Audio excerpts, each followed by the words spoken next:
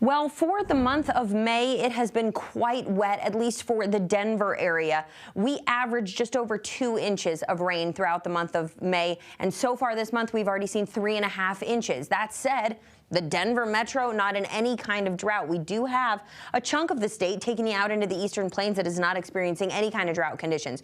We've seen some improvement this week as compared to last when you head down into the southeastern corner, some of the plains as well. As far as northern Colorado is concerned, still dealing with some areas under a severe, moderate, or abnormally dry condition as far as drought is concerned.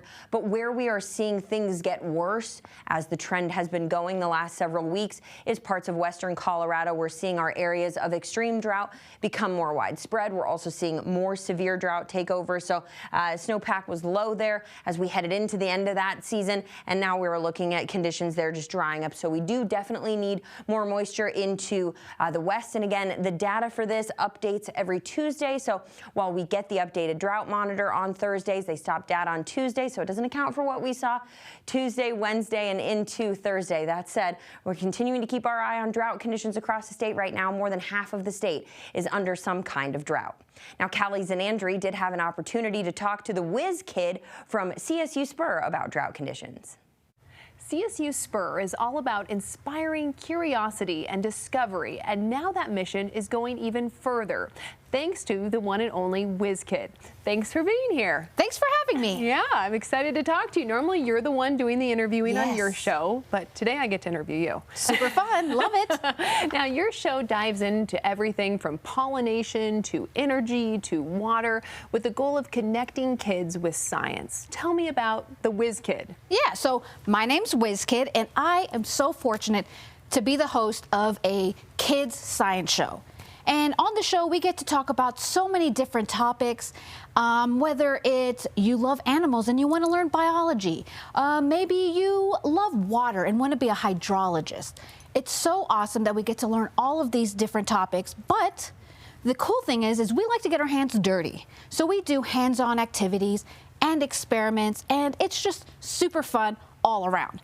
But that's not the only thing. The other thing is we get to have really amazing experts come on the show, and we do a little bit of career exploration. So we get to show our young viewers all the amazing opportunities and careers that they may be interested in.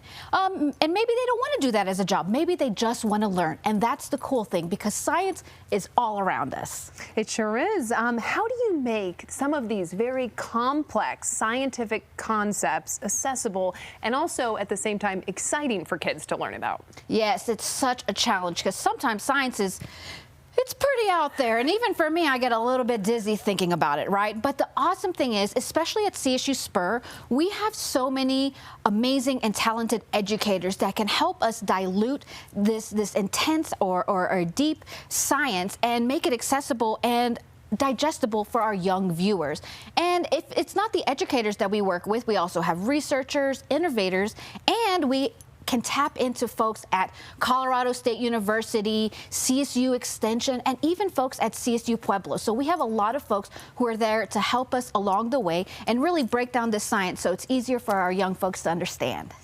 What advice would you give to young, aspiring scientists watching your show? Oh my gosh.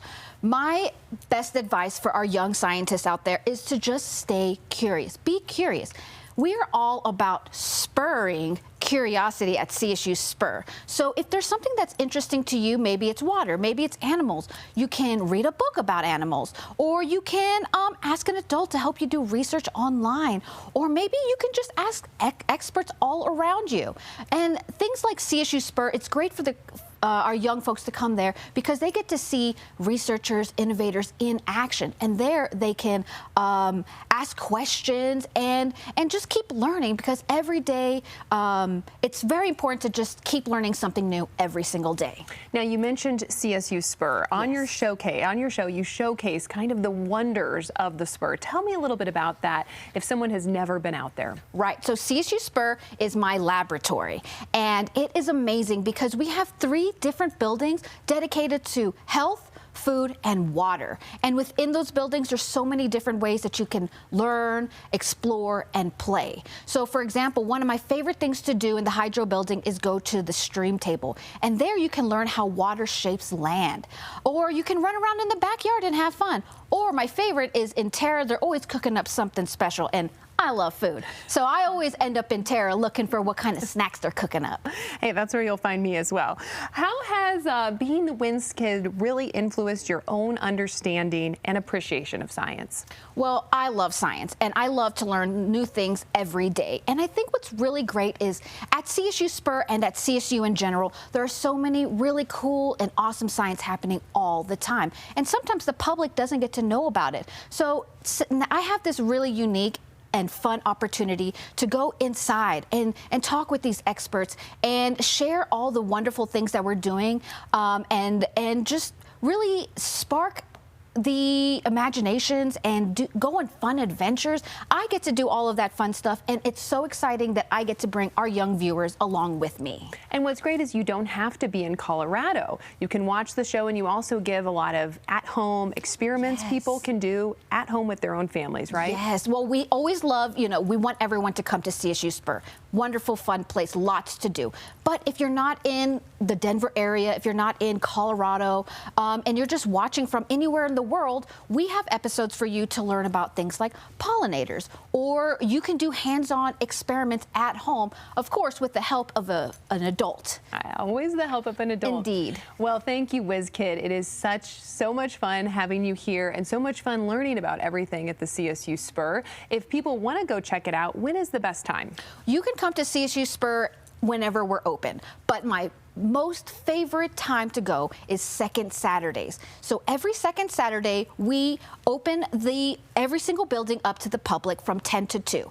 And we have our usual CSU Spur programming happening, but we also have folks come in from CSU Extension, from Colorado State University, and also our cultural partners. So maybe we'll have, a butterfly pavilion there to show us the cool things that they're doing. It's a really great time, lots to do for kids of all ages, and even our adults. Yeah, even fun for adults. Indeed. They can get their hands dirty too with some of this stuff. And the best of all, it's free. Yes, free. That's awesome. Well, thank you so much, Wiz Kid, for being here today. And if people want to watch your shows, where can they find it? Yeah, so the best place to watch Wiz Kid is going to be csuspur.org/Wiz Kid. So there you'll find all of the episodes. You'll find more information about Wiz Kid, and you'll also be able to join Wiz Kid's Kids Club. So there's lots of opportunities to watch Wiz Kid, engage with Wiz Kid, and see all the cool, fun things that we're doing. All right. Well, thanks, Wiz Kid. We will catch you there. And thanks so much for joining us on this week's Drought Report.